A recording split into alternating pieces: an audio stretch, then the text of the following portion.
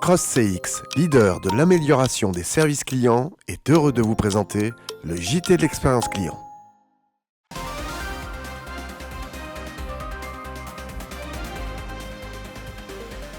Bonjour à tous et ravi de vous retrouver pour une nouvelle saison du JT de l'expérience client.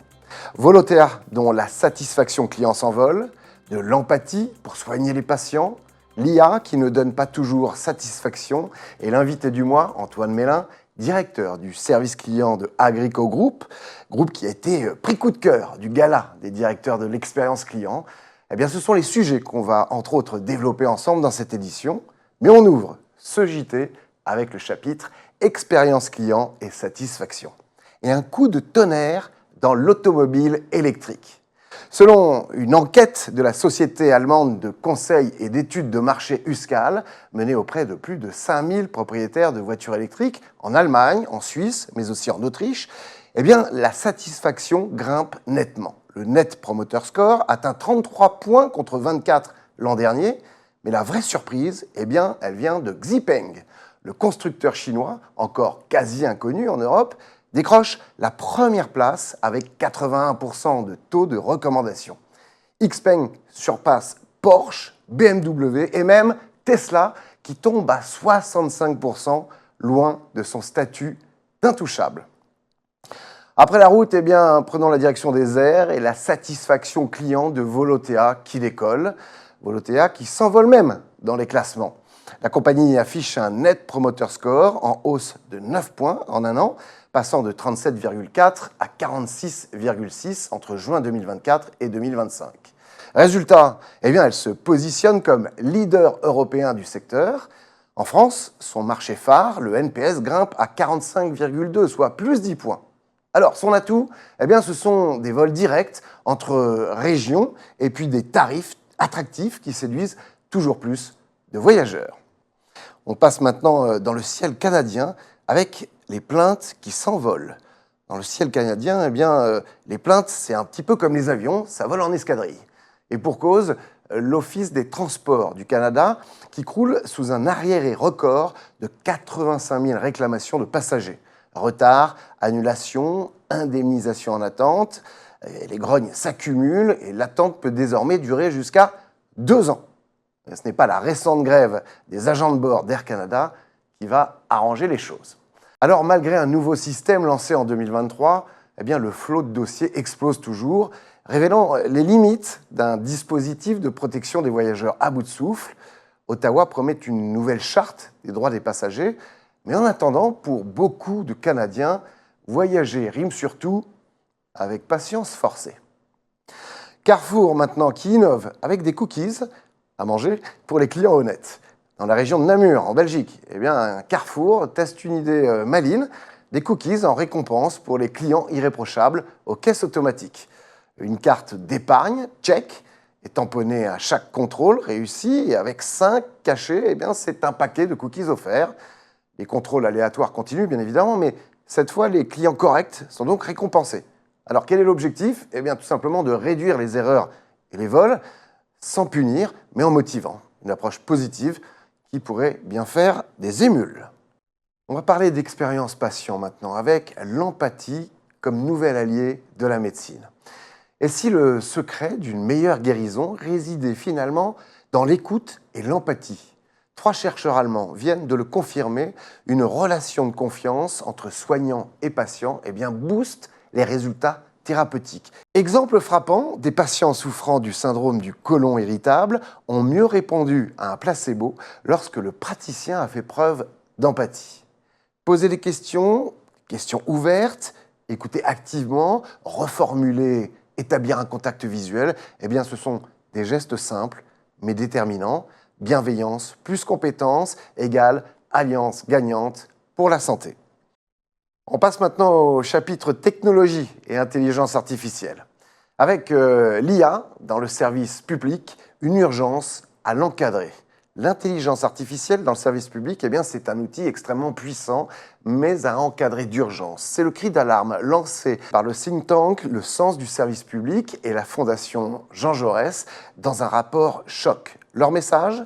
15 propositions pour des règles claires, afin que l'IA ne soit pas qu'une question technique, mais aussi un choix politique maîtrisé, avec pour objectif garantir transparence, équité et contrôle humain. Une feuille de route à ne surtout pas ignorer. Révolution maintenant dans les cabinets dentaires. Bonjour, l'assistant vocal. Fini les allers-retours entre la fraise et le téléphone. WebDentist, en partenariat avec la pépite française de l'intelligence artificielle vocale Volubile AI, lance le premier agent conversationnel vocal dédié aux dentistes.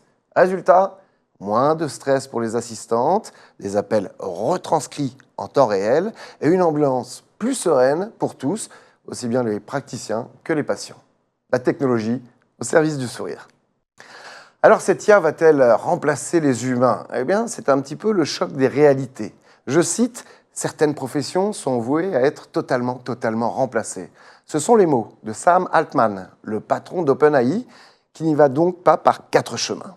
Devant la Fed américaine, il prédit la fin des métiers du support client balayés par l'IA. Sauf que la réalité freine des 4 fers. Alors, un exemple frappant. Klarna, qui avait confié 2/3 de son service client à des chatbots, eh bien, réembauche des humains. Leur patron, Sébastien Siemiatowski, assume « Moins cher, oui, mais la qualité n'y était pas » et d'ajouter « Les clients veulent pouvoir parler à un humain ». Preuve donc que l'IA ne fera pas tout, du moins pas tout de suite. On parle maintenant du grand rendez-vous tech de la rentrée avec Paris qui devient capitale du commerce de demain. Du 16 au 18 septembre, eh bien, Paris devient l'épicentre des nouvelles tendances qui révolutionnent le commerce avec le Retail's Big Show Europe.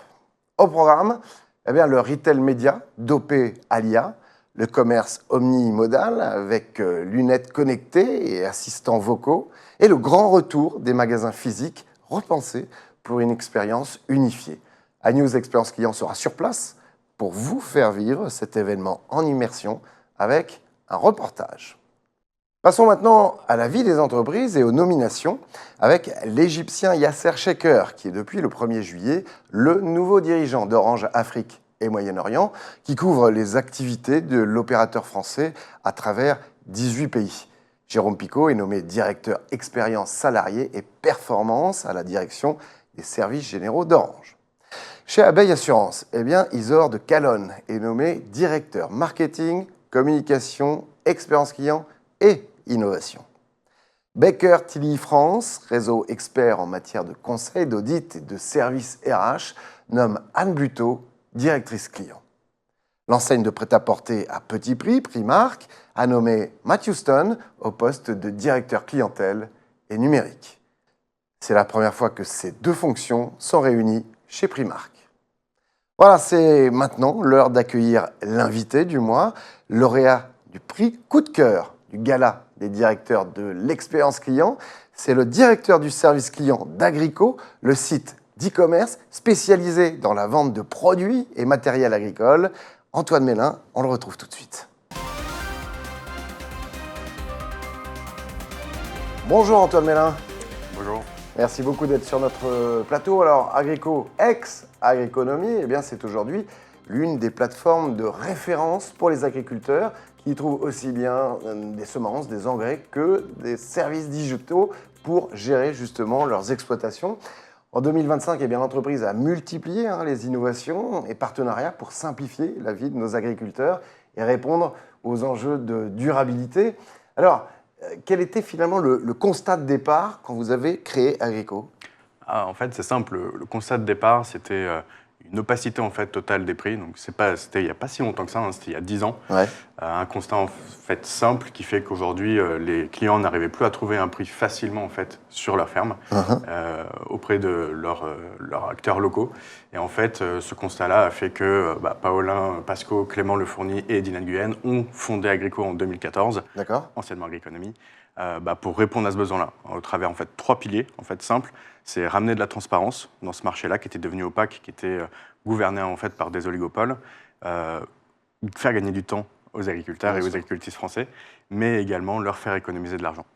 Alors, justement, vos clients agriculteurs attendent aujourd'hui bien des solutions qui soient simples, qui soient rapides, fiables. Quelles innovations récentes ont récemment amélioré leur expérience, que ce soit aussi bien dans l'achat, dans la logistique ou également le service après-vente? Alors il y en a plein, il y en a plusieurs. Je vais en citer une qui est historique, mais qui est encore au cœur en fait de nos actions, c'est la prévention. Oui. Donc aujourd'hui, la prévention, comme n'importe quel site e-commerce, on fait face aux mêmes problématiques, donc de retard, d'approvisionnement, ce genre de choses, sauf que l'impact qu'on va avoir en cas de retard chez un agriculteur sur de la denrée alimentaire pour leur bétail, sur un retard de semences, fait qu'on va avoir un impact énorme sur leur production. Et aujourd'hui, on se doit d'être hyper prévenant, et plutôt prévenir que guérir, c'est toujours mieux aujourd'hui. Concrètement, on voit aujourd'hui toutes les commandes qui vont passer sur le site et on s'assure qu'elles vont arriver dans le montant. Et si ce n'est pas possible, on va essayer de trouver des solutions en interne avec nos prestataires, avec nos fournisseurs pour dépanner les clients, peu importe les problèmes qui peuvent survenir. L'objectif, c'est d'être jamais en retard, ou en tous les cas, de trouver des solutions qui vont y remédier. D'où l'anticipation de votre service client. Oui, exactement. Alors, au-delà de l'achat en ligne, comment est-ce que vous accompagnez vos clients dans la durée pour renforcer leur confiance, mais aussi finalement leur fidélité? Depuis 10 ans maintenant, on est devenu un acteur en fait majeur dans le e-commerce, mais pas que.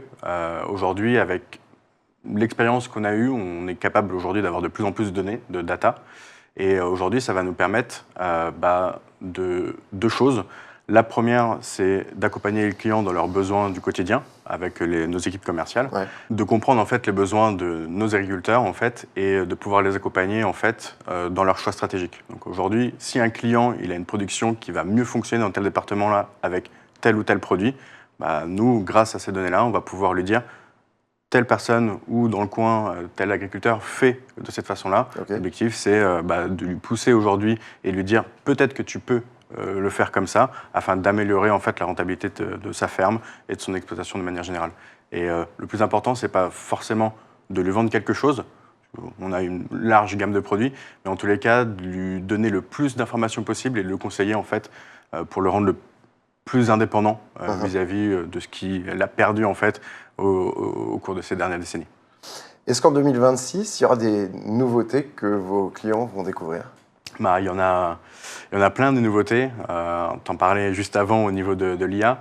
On se concentre beaucoup dessus, mais plus en interne. L'objectif, c'est d'augmenter aujourd'hui nos collaborateurs et collaboratrices, de trouver des solutions qui vont leur permettre de gagner du temps, soit en synthétisant les informations. Vu qu'on a aujourd'hui beaucoup de data, faut la travailler et il faut la comprendre.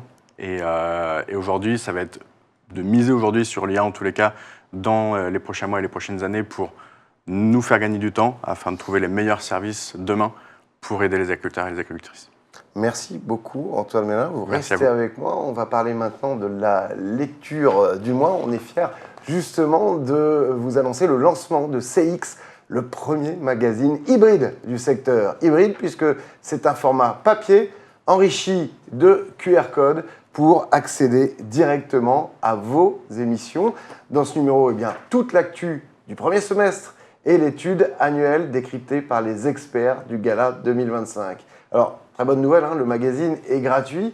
Il est disponible, entre autres, dans tous les salons événementiels, mais aussi les soirées du club Agora, des directeurs de l'expérience client. Je vous l'offre. Merci beaucoup. Voilà, vous pourrez voir ou revoir les émissions que vous avez ratées. Merci beaucoup d'être venu dans cette édition. Merci à vous. Merci à vous de nous avoir suivis. C'est la fin de ce JT. Merci à Eric Lestanguet à la préparation.